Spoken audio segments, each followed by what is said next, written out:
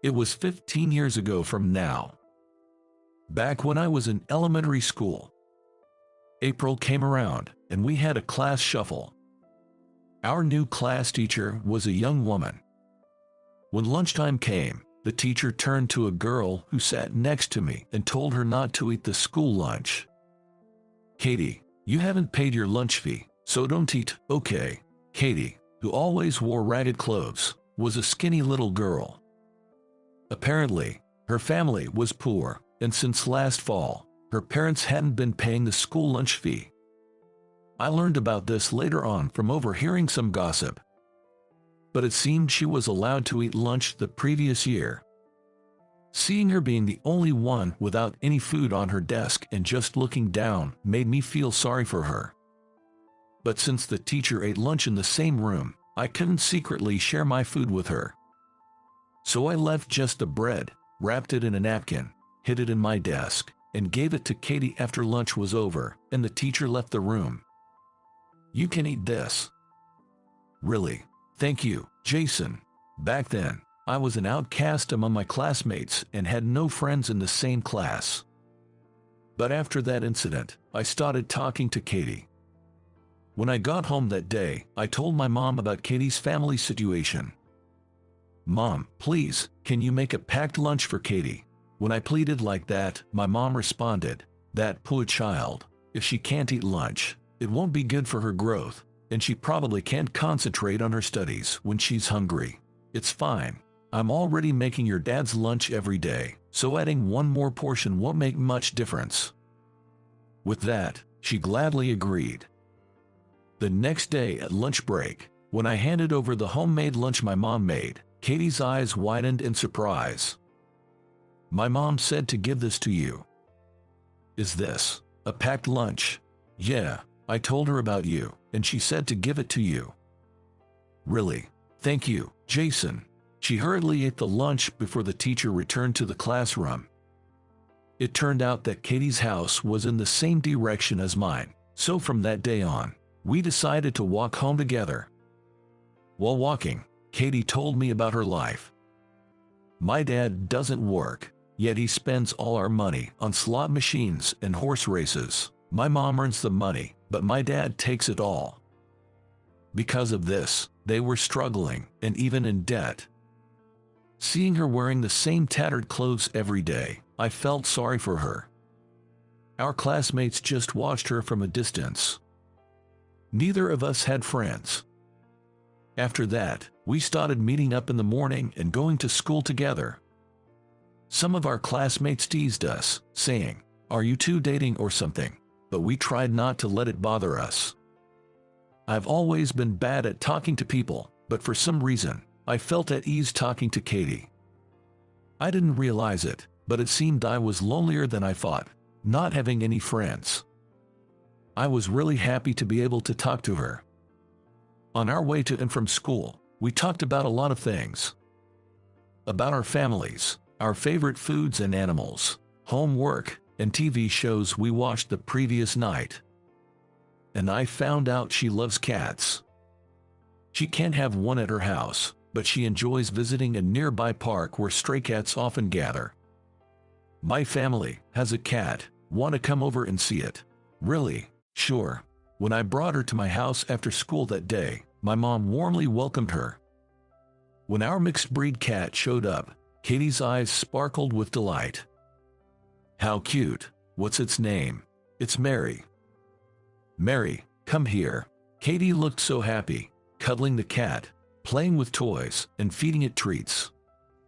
Seeing her radiant smile, which she didn't show at school, somehow made me feel happy too.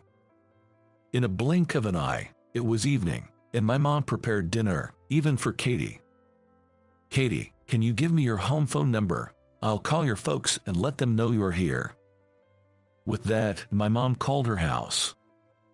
During the call, she seemed deeply engrossed in the conversation. After that day, Katie began having dinner at our house every night.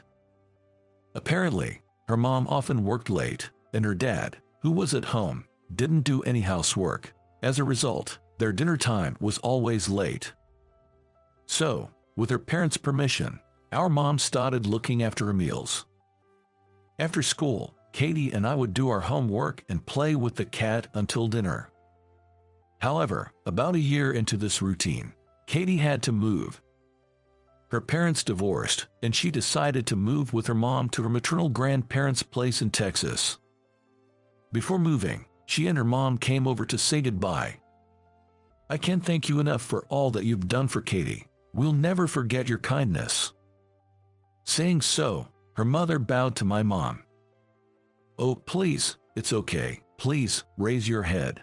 We help each other out during tough times. Don't give it another thought." My mom was a person of strong principles and kindness. I have tremendous respect for her.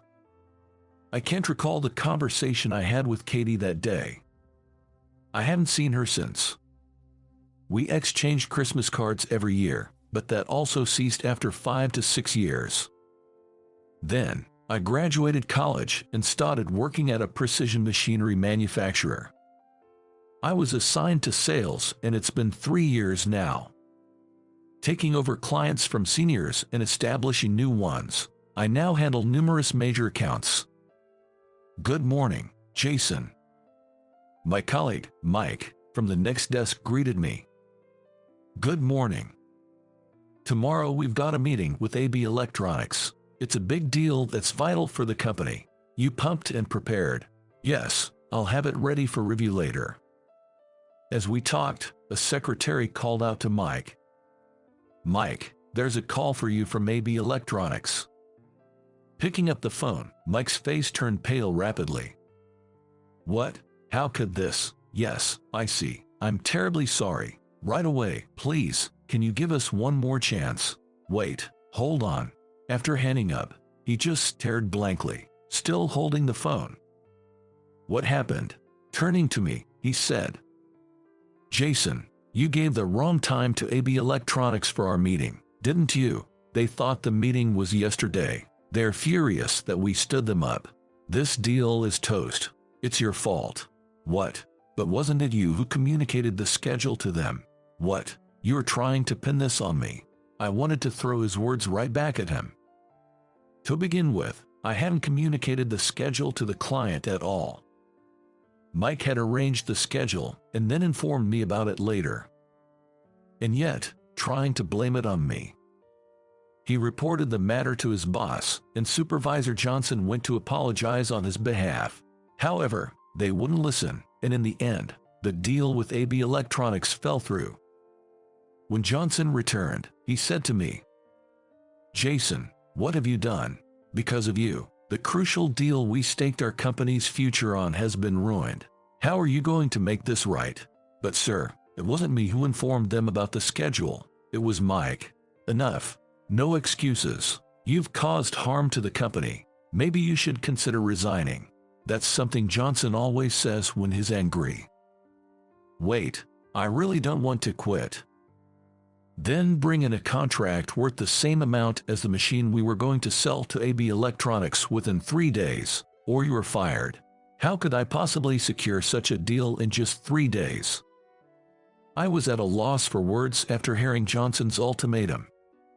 But then, I remembered something. There's a client who's currently considering purchasing the same machine we were planning to sell to AB Electronics. They always try to haggle the price down, constantly negotiating for discounts. I'd almost given up, thinking they had no intention of buying. But now, I had to somehow close the deal with them.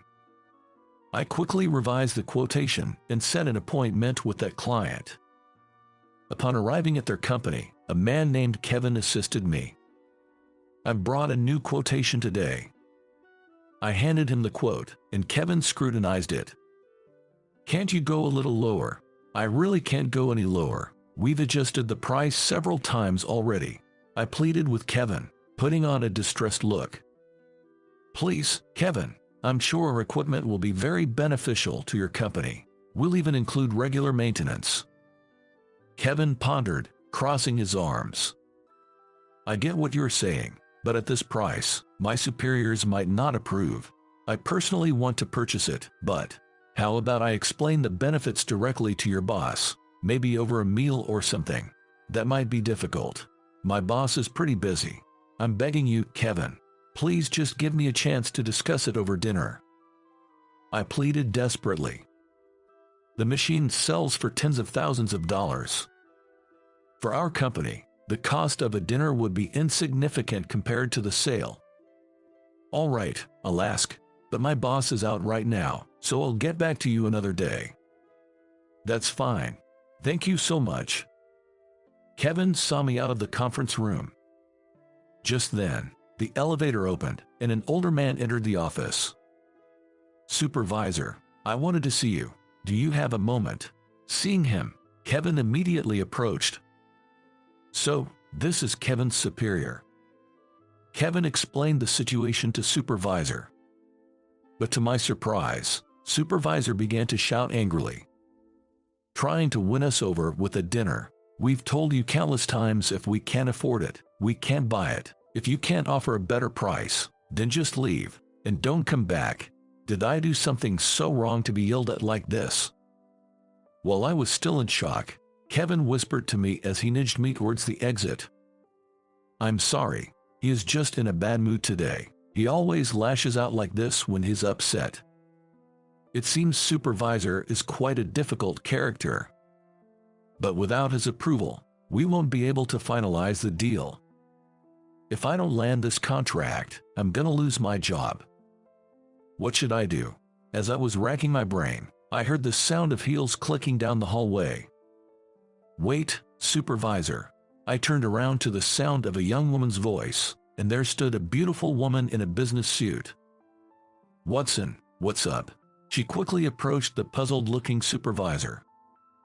I've reviewed the documents too, and I believe that equipment from that company would be valuable for us. Please consider purchasing it. She looked straight into Supervisor's eyes as she spoke.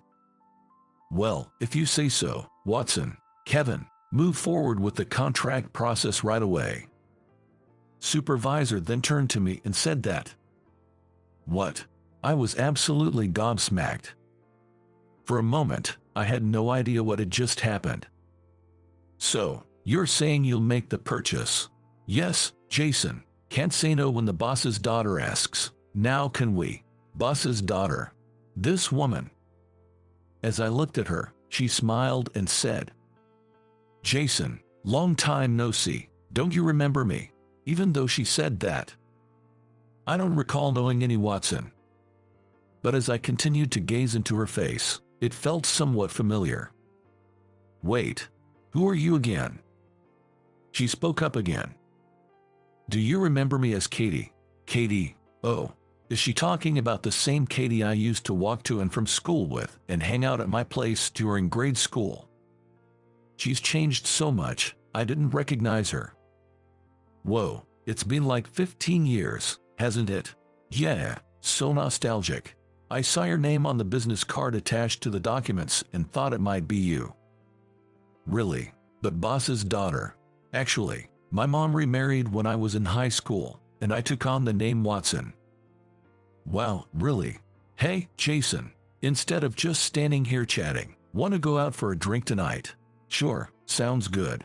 Katie and I exchanged contact info and planned to meet for drinks after work. When I got back to the office and reported the good news, my supervisor was taken aback. You really got the contract?